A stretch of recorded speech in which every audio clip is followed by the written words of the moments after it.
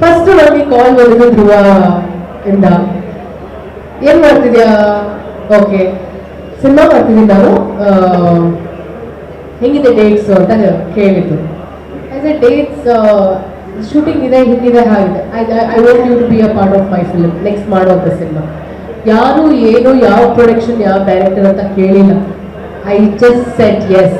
ಯಾಕೆ ಅಂದರೆ ನಾನು ಕೇಳ್ಪಟ್ಟಿದ್ದೆ ನೆಕ್ಸ್ಟ್ ಕತೆ ಧ್ರುವ ಅವರು ತುಂಬಾ ಚೆನ್ನಾಗಿ ಸೆಲೆಕ್ಟ್ ಮಾಡ್ಕೊಂಡಿದ್ದಾರೆ, ಒಂದು cult based and real love story subject ಮಾಡ್ತಿದ್ದಾರೆ ಅಂತ.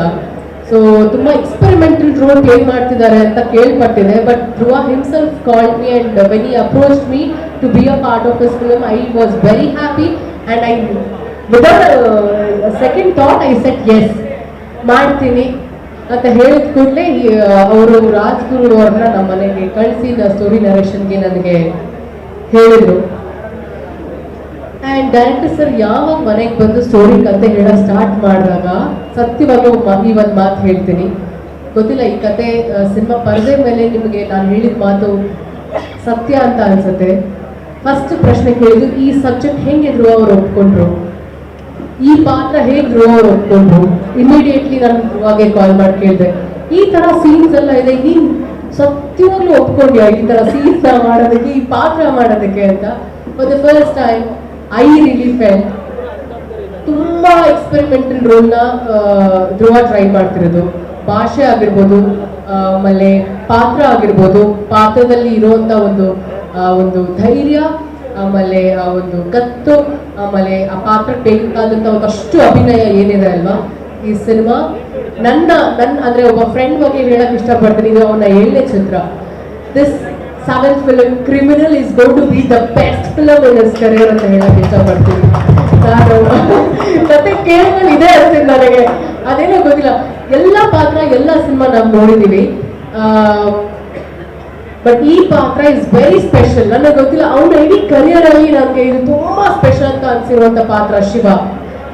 ಈ ಸಿನಿಮಾ ಟೈಟಲ್ ಬೇರೆ ಅದೆಷ್ಟು ಕಿತ್ತಾಡಿದೀವಿ, ತಲೆ ಕೆಡ್ಸ್ಕೊಂಡಿದೀವಿ. So finally we came up with the title called criminal ಅಂತ. ಸಿನಿಮಾ ಕ್ರಿಮಿನಲ್ ಯಾರು ಇರ್ತಾರೆ ಅಂತ ಸಿನಿಮಾ ಬಂದಾಗ ಗೊತ್ತಾಗುತ್ತೆ.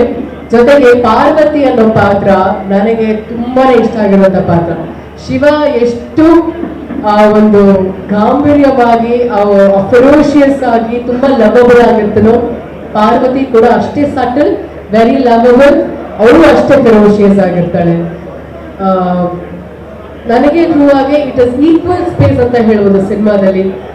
ಈಗ ಬರುವಂತ ಸಿನಿಮಾಗಳು ಹೀರೋಯಿನ್ಸ್ಗಳಿಗೆ 1-2-3 ಹಾಡು, ಒಂದು 10-12 ಸೀನ್ಸ್ ಸಿಗೋದೇ ಒಂದು ಕಷ್ಟ.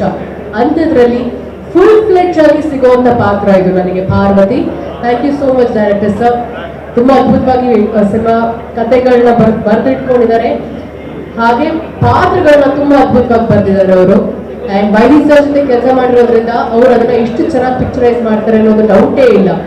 And Chandan composition, I am eagerly waiting ಯಾವ ತರ ಕಂಪೋಸ್ ಮಾಡ್ತಾರೆ ಅಂತ. ಸೊ ನನ್ನ ಕಡೆಯಿಂದ 100% ಬೆಸ್ಟ್ ವಿಶಸ್ ಇದ್ದೇ ಇರುತ್ತೆ ನಮ್ಮ ತಂಡಕ್ಕೆ. ಸೊ ಇವತ್ತಿನ ಕಾರ್ಯಕ್ರಮದ ಬಗ್ಗೆ ಮಾತಾಡ್ಬೇಕಾದ್ರೆ ಇದು ಈ 12-13 ವರ್ಷದಲ್ಲಿ ನನ್ನ ಕರಿಯರ್ ಅಲ್ಲಿ ಹೊಸದು.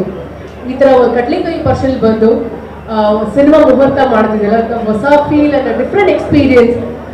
ನಾವು ಸಿನಿಮಾ ರಿಲೀಸ್ ಆದಾಗ, ಇಲ್ಲ ಸಿನಿಮಾಕ್ಕೆ ರಿಲೀಸ್ ಆಗೋಕ್ಕಿಂತ ಮುಂಚೆ ಜನಗಳ ಜೊತೆ ಇಂಟ್ರಾಕ್ಷನ್ ಇರುತ್ತೆ. ಮೊದಲನೇ ಬಾರಿಗೆ ಮುಹೂರ್ತದಲ್ಲಿ ಈ ತರ ಒಂದು ಇಂಟ್ರಾಕ್ಷನ್ ಇರುತ್ತಲ್ಲ ಜನರ ಜೊತೆ, ಅದು ತುಂಬಾ ಮನಸ್ಸಿಗೆ ತುಂಬಾ ಖುಷಿ ಕೊಡುತ್ತೆ. ಯಾಕೆ ಅಂದ್ರೆ ವೇದಿಕೆ ಮೇಲೆ ಬಂದಾಗ ಅವರು ನಮಗೆ ರೆಸಿಪ್ರಿಕೇಟ್ ಮಾಡ್ತಾರಲ್ಲ, ಅದು ಕೇಳಿದಾಗ ಒಂದು ಎಕ್ಸ್ಟ್ರಾ ಎನರ್ಜಿ ನಮಗೆ.